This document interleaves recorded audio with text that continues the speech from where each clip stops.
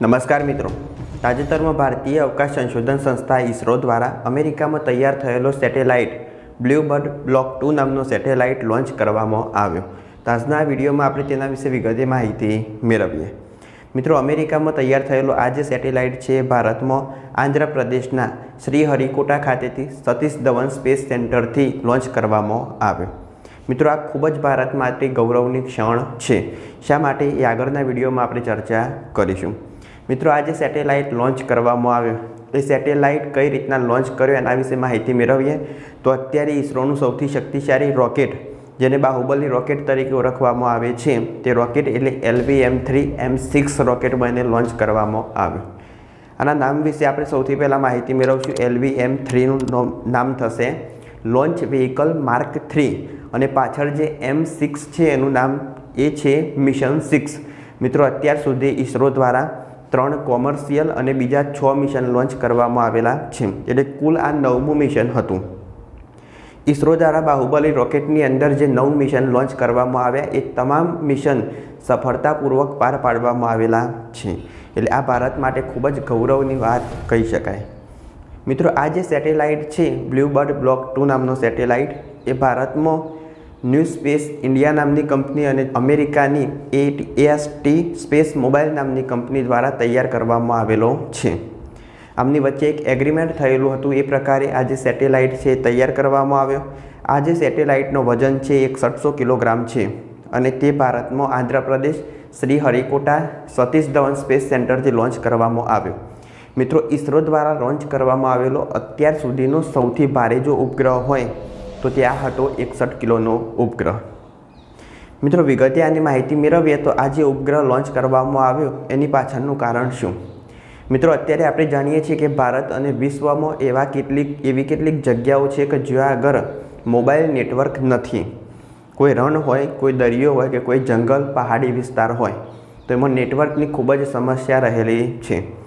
ત્યાં આગળ ટાવર હોતા નથી. તો મિત્રો, આ જે સેટેલાઇટ લોન્ચ કરવામાં આવે એ વાણિજ્ય સંચાર સેટેલાઇટ છે, એટલે આનાથી કોઈ ટાવરની જરૂર પડશે નહીં અને અંતરાળ કોઈ એરિયા હોય તો ત્યાં આગળ પણ નેટવર્ક ઉપલબ્ધ થશે. એટલે આગામી પેઢી માટે 4G અને 5G નેટવર્ક ઉપલબ્ધ થાય એના માટે આ સેટેલાઇટ લોન્ચ કરવામાં આવેલો છે.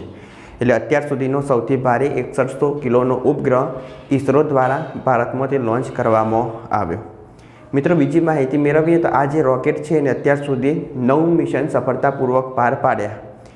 હવે આગામી 2027માં ઇસરો મિશન ગગનયાન પણ પૂરું પાડવા માગે છે. મિશન ગગનયાન એટલે કે અત્યાર સુધી આપણે જાણીએ છીએ કે વિશ્વની 3 એવી સ્પેસ એજન્સીઓ છે કે જે માનવને અવકાશમાં મોકલી શકેલી છે, એટલે કે ઇન્ટરનેશનલ સ્પેસ સ્ટેશન ખાતે. એમાંની સૌથી પહેલાં આપણે વાત કરીએ તો અમેરિકાની સ્પેસ એજન્સી છે નાસાએ અત્યાર સુધીમાં અંતરિક્ષમાં માનવ મોકલ્યા. એના પછી આપણે વાત કરીશું તો એ આવશે ચીનની સ્પેસ એજન્સી અને રશિયાની સ્પેસ એજન્સી રોસકોસ્મોસ. મિત્રો, આ જે 3 સ્પેસ એજન્સીઓ છે ને એમને અત્યાર સુધી માનવોને અંતરિક્ષમાં અથવા તો ઇન્ટરનેશનલ સ્પેસ સ્ટેશન ખાતે મોકલેલા છે. હવે ભારત પણ આગામી સમયમાં મિશન ગગનયાન તૈયાર કરી અને માણસોને અંતરિક્ષમાં મોકલવા માગે છે. પણ મિત્રો, સામાન્ય રીતે કેવું હોય કે જ્યારે માનવ મોકલવાના હોય અંતરિક્ષમાં ત્યારે એ જે રોકેટ હોય એ ખૂબ જ વજનમાં ભારે હોય છે. તો એના માટે ઘણા બધા પહેલાં પ્રયોગો કરવામાં આવે છે. એમાંનો આપણે એક પ્રયોગ માની શકીએ.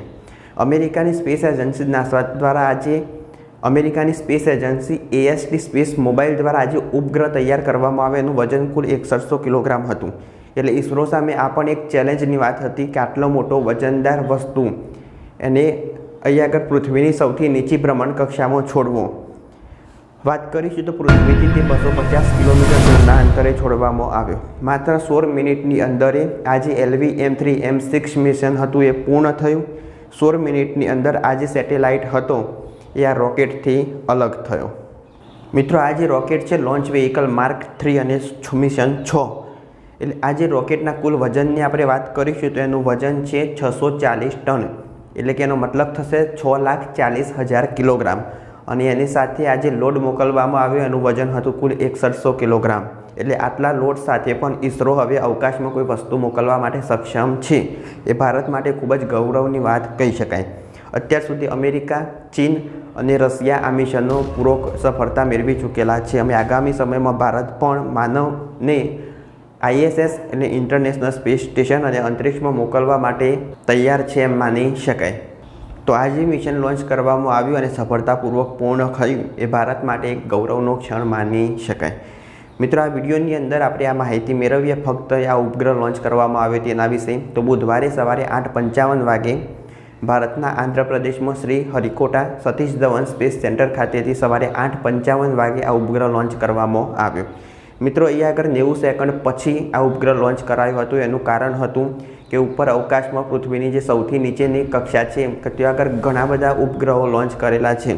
એટલે એ જે સેટેલાઇટ હોય એનો માર્ગ ખૂબ જ સોંકરો છે, જેના કારણે આ જે ઉપગ્રહ લોન્ચ કરવામાં આવ્યો એ 90 સેકન્ડ પછી લોન્ચ કરવામાં આવેલો હતો.